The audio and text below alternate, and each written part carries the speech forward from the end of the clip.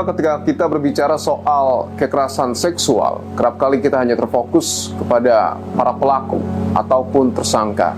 Dan kita kerap kali juga lupa bahwa ada korban yang betul-betul harus mendapatkan perhatian, karena tidak sedikit di antara mereka yang hidup berjuang untuk kemudian melawan rasa takut, depresi, hingga trauma. Saat ini saya sudah bersama dengan penyintas kekerasan seksual yang sudah belasan tahun berjuang bertahan hidup setelah apa yang kemudian menimpa dirinya. Saya tidak akan membuka sama sekali identitas dari korban, dan saya juga tidak akan mendalami kronologi yang menimpa korban untuk kemudian menjaga kondisi psikisnya. Terima kasih sudah meluangkan waktunya. Ya, sama-sama. Bahwa pada tahun 2000-an Anda mendapatkan kekerasan seksual, artinya sudah berjalan belasan tahun. Apakah hal itu betul-betul merubah hidup Anda? Totally semua merubah hidup saya sih, Mas. Dari masa kecil yang biasanya menjadi ceria, yang biasanya dimana orang-orang anak-anak seumur itu menikmati hidupnya mereka, tapi saya harus berjuang sendiri melawan rasa takut saya. Waktu saya SD sampai SMA itu, saya bertahan itu setiap saya merasa ketakutan, saat saya merasa ada trigger yang membuat saya teringat lagi akan kejadian tersebut, hal pertama yang saya pikirkan dan saya lakukan itu hanya menyakiti diri saya, Mas.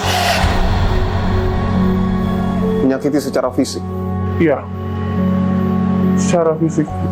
Sampai saat ini rasa trauma itu masih ada? Masih, Mas, masih. Sampai saat ini pun saya kalau ada, misalnya kayak saya dekat sama laki-laki, dan udah mulai ada attach dari laki-laki itu, saya kayak dari dalam diri saya tuh kayak secara automatically sudah memberikan signal untuk menjauh, untuk tidak melanjutkan hubungan itu. Oke. Tapi sebelumnya di luar dari ini sudah menikah? Belum. Itu juga efek dari... Ya, jadi setiap saya mulai dekat sama laki-laki dan dia mengatakan dia mau serius sama saya, di dalam alam bawah sadar saya itu saya merasa seperti kayak jangan gitu, sampai akhirnya saya mundur perlahan dari laki-laki ini. Eskalasinya bagaimana untuk saat ini? Apakah masih sama kadar ketakutannya atau memang sudah mulai berkurang? Semenjak saya berobat di tahun 2017, itu ketakutan itu perlahan kadarnya mulai menurun, Mas. Awalnya itu dokter saya itu kan laki-laki ya. Awalnya itu saya takut, saya atau tidak gitu. Tapi akhirnya saya memutuskan untuk melanjutkan pengobatan, dan di setahun pertama itu saya berobat ke psikiater itu sendiri, sampai masih ada perilaku saya untuk keinginan untuk mengakhiri hidup, menyakiti diri karena terbayang-bayang sama rasa takut saya. Akhirnya dokter pun menyarankan saya untuk dirawat di bangsal psikiatri. Bahkan ketika ingin berobat, karena mungkin dokternya laki-laki, itu juga menimbulkan rasa takut. Iya. Jadi di 2017 saya pernah operasi, dan pada saat saya datang untuk kontrol luka jahitan saya itu, di situ saya hampir mendapatkan pelecehan seksual dari dokter yang memeriksa saya. Ini sebelum ke psikiater? Sebelum ke psikiater. Artinya hampir pernah mendapati kekerasan seksual untuk kedua kalinya, dan itu dilakukan oleh dokter. Iya. Saat itu apa yang Anda lakukan? Jadi saya itu sama seperti kejadian waktu saya kecil dulu.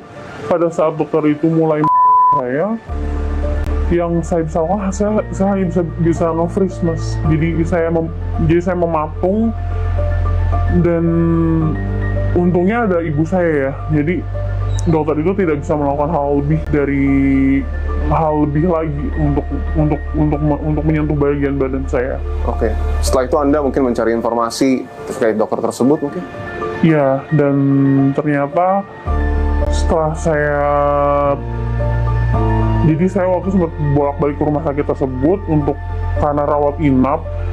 Jadi kenal beberapa suster di sana, dan memang dokter itu terkenal dokter yang agak nakal. Kita tahu juga belakangan begitu banyak kasus kekerasan seksual yang dilakukan oleh dokter spesialis khususnya kepada pasiennya. Itu juga menjadi trigger trauma Anda. Iya, bahkan waktu minggu lalu saya kontrol pun, yang ditanyakan dokter saya pertama kali itu bagaimana kondisi saya saat menghadapi berita-berita di luar sana yang mungkin ceritanya bersama dengan cerita saya. Mungkin ini akan jadi pertanyaan terakhir, bahwa kita tadi juga sudah bahas belakangan ramai di perbincangan soal kekerasan seksual yang dilakukan oleh dokter, bahkan kepada pasiennya, bahkan juga di rumah sakit yang seharusnya memberikan pengobatan dan bahkan rasa aman kepada para masyarakat. Apa yang ingin Anda sampaikan, baik itu kepada para korban, mungkin juga kepada para pelaku dan juga pemerintah, untuk kemudian betul-betul mari kita sama-sama memerangi perilaku kekerasan seksual ini? Saya berharap ya Mas, seperti komunitas atau organisasi perlindungan untuk korban kekerasan seksual itu lebih mudah untuk diketahui para korban, para masyarakat, dan juga untuk para korban di sana yang masih takut untuk speak up. Kita bisa sama-sama berjuang dan kita bisa sama-sama survive untuk tetap bisa menjalani hidup kita seperti normal. Dan saya berharap dari pemerintah pun juga mengambil langkah serius untuk